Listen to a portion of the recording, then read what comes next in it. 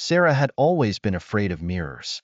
As a child, she would cover the mirrors in her room with blankets before going to bed, convinced that something sinister lurked just beyond the glass. Her parents dismissed it as childhood imagination, but the fear never left her. Even as an adult, she avoided looking into mirrors for too long, always feeling a cold shiver whenever she caught her own reflection.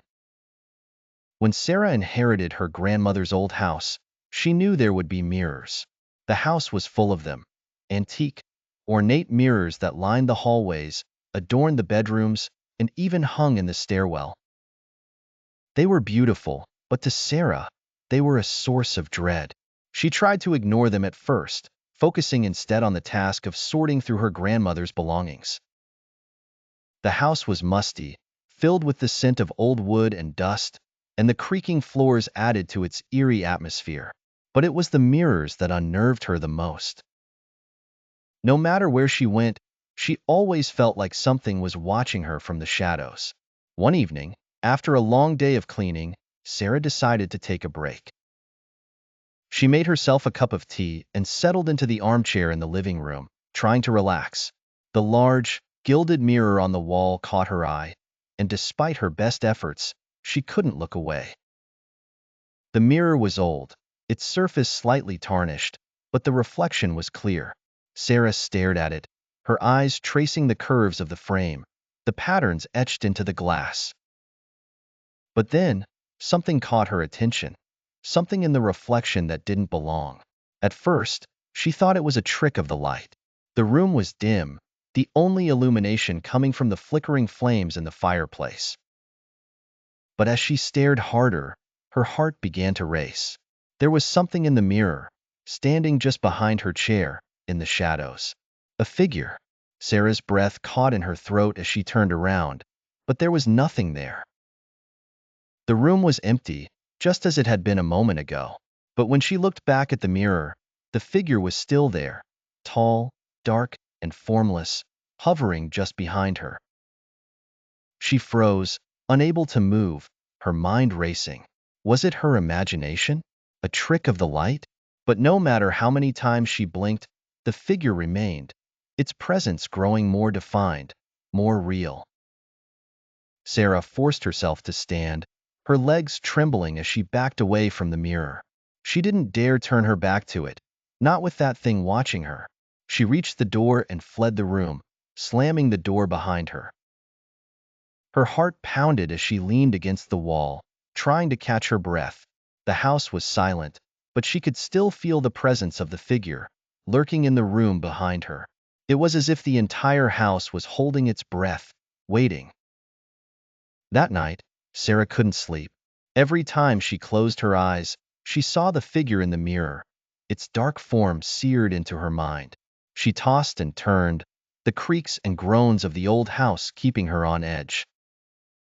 The wind howled outside, rattling the windows, and somewhere in the distance, a door slammed shut.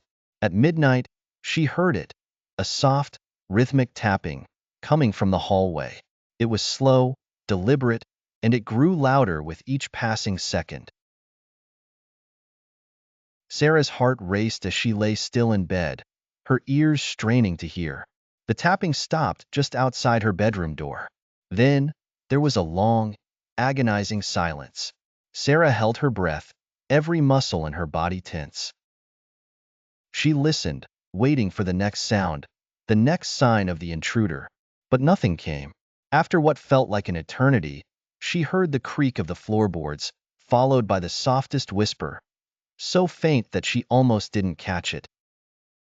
The words were unintelligible, a garbled murmur that sent chills down her spine. She slowly sat up, her eyes fixed on the bedroom door.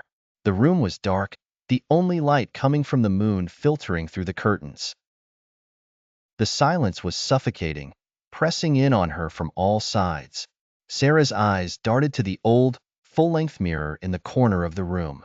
She had covered it with a sheet when she first moved in, unwilling to face her reflection in the dead of night.